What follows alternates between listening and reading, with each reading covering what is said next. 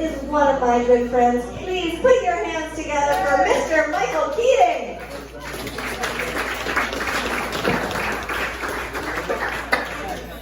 So, what's with all these Canadian wildfires wrecking the air pretty much everywhere? Now, I'm particularly worried because one of my brothers lives in Canada.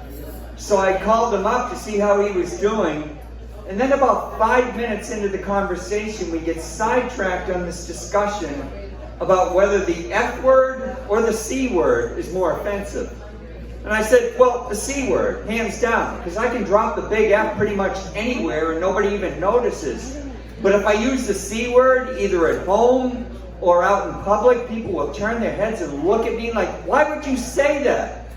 My brother said, well, it's different around here. A lot of Canadians are triggered by the F word because they associate it with U.S. imperialism. And I'm like, come on, bro. I know a lot of Canadians. I never heard that one before. I think you just busted my chops. He said, no, I'm not. So we went back and forth on that for about 10 minutes, and then we began to realize how foolish we were sounding. So we reached an understanding. When he comes to the States, we use Fahrenheit. When I go to Canada, we use Celsius. I'm glad you like that one. I've been doing that bit for a few months. I've had varying degrees of success with it, Anyway, before I left the house, I was FaceTiming with my son, and I always enjoy catching up with him whenever I get the chance. I'm a proud dad, and I'm really happy with how he's turned out. Happily married, 2 kids, nice house, great job. Now there is a small catch to that last part. His employer has such a phenomenal reputation that everybody he knows is constantly hitting him up for a job, and at this point he is like beyond fed up. I mean, you guys should have heard him having an absolute meltdown just a couple of weeks ago. Dad, I'm not going to hire you, leave me alone. Anybody else in here ever work for somebody young enough to be your son or daughter? Yeah. First happened to me about 15 years ago.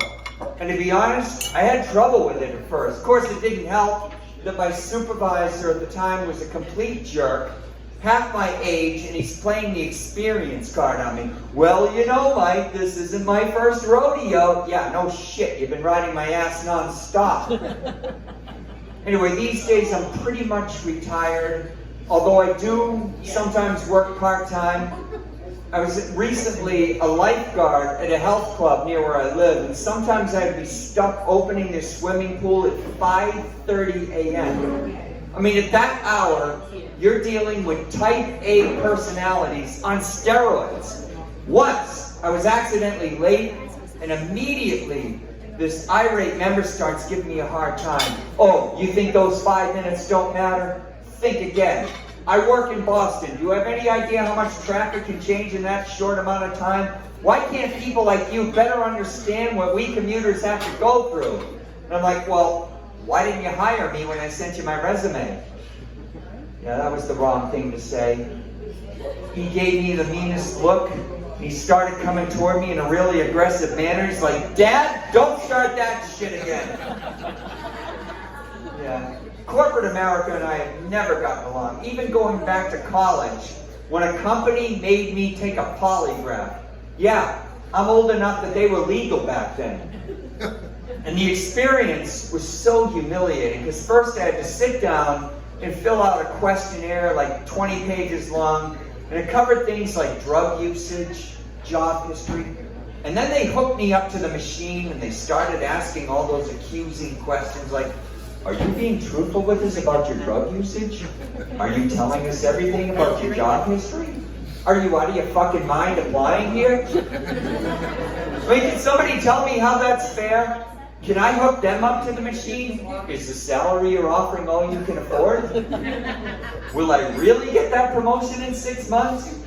Is your boss an absolute douche like you? Now, to be honest, I don't blame them for asking me about drugs. I mean, when I was in college, I was either drunk or stoned pretty much the entire time. Now, Stacy had mentioned that alcohol is like liquid courage. Yeah, more like liquid stupidity. I mean, it's one thing when you're among friends. Hey, Mike, you're swerving. Maybe you should pull over and let me drive. And I'm like, fuck you. This is my car. Nobody tells me whether I can drive. But it can get really dicey when you're dealing with strangers. I remember once going to a nightclub, and I got in a big argument with another customer. You know, first we're shouting, and then we give each other the occasional shove, and finally we're throwing haymakers. I mean, by the time I realized what I got myself into, I already had a broken nose, a bloody lip, and 2 loose teeth. Then her boyfriend showed up and things got worse. You know, after I got tired of fights and hangovers, I switched to pot. My one recollection of being stoned, getting deeply philosophical about the original Star Trek series. What if Dr. McCoy had grown up on a Vulcan instead of Spock? What if Spock had joined the Romulans instead of the Federation? Hey, Mike, you're swerving. Maybe you should let me drive. I'm like, wait, what? I thought you were driving. Anyway, I was really looking forward to performing around here because I often come this way, like to Middleborough and Lakeville to do a triathlon, which is like a race involving a swim, then a bike ride, then a run. I've been doing them for like 12 years, and my first one was a big shock and a reality check. First of all, I'm trying to get from my parked car to the venue, and I'm stuck behind this guy who's in his 90s. He's like slumped over. He's trying to walk his bike with one hand, carry his gear in the other. It takes him an hour to go the length of this room. He's holding up all kinds of people. I mean, God love him for his dedication, but it was kind of tough to deal with at the time. Stupid asshole beat me by 30 minutes. You know, it was a shit show because the swim was tough. Like most newcomers, I couldn't swim very well, and when I got out of the water, I was all stressed, and I started yelling at one of the volunteers, I hate this wetsuit. They told me it would be easy to put on and take off, yet I'm struggling with it. What's the problem? She said, sir, you're wearing it inside out. Yeah, the bike ride didn't go any better. Here I am on this cheapy mountain bike that I scrounged off my son, and I'm going up against these hardcore cyclists who spend more money on their designer bikes than any of us do on our cars. Yeah, I finished way in the back of the pack. I didn't even pass one guy. Now, I did manage to pass a couple of women. Well, of course, I beat them because they stopped at a yard sale. You know, not too long ago, I was working at a fundraiser in Newton, and that last joke just completely backfired. It was so awkward because the people in the audience were just looking at each other really confused, like, what the hell is a yard sale? And then during the run, I had my race bib fell off, so I had to stop and reattach it. Now, I hate safety pins. I mean, look at me.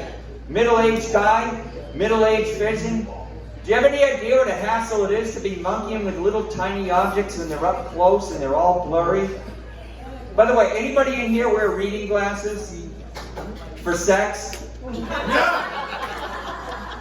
Yeah, you won't catch me telling that one in front of my wife. It's too embarrassing when she raises her hand. Anyway, I took a triathlon class once. And the first day, we're all waiting by the pool, and the instructor comes out, and she says, okay, we got 4 lanes. So why don't we have the fast swimmers in lane 1, the average swimmers in lane 2, and the slower ones in lane 3. Mike, you grab the 4th lane. By the way, your wetsuit's inside out. Now I got my fellow triathletes nagging me. They're saying, come on, Mike, you should do an Ironman. Come with us. You know, you'll have fun. It'll fit nicely on your bucket list. I said, okay, let me get this straight. You are seriously suggesting that I swim 2.5 miles, bike over 100, then run a marathon all in the same day? Yeah, that fits nicely on my rhymes with bucket list. Although last summer, I did volunteer at an Ironman. I was lucky enough to be near the MC. He was welcoming each and every athlete as they approached the finish line. John Doe, you are an Ironman. Mary Smith, You are an Iron Man. Mike Keating. You're that dumb fuck who keeps wearing his wetsuit inside out. And you guys have been a wonderful audience. Thanks so much, everybody. My name's Mike Keating.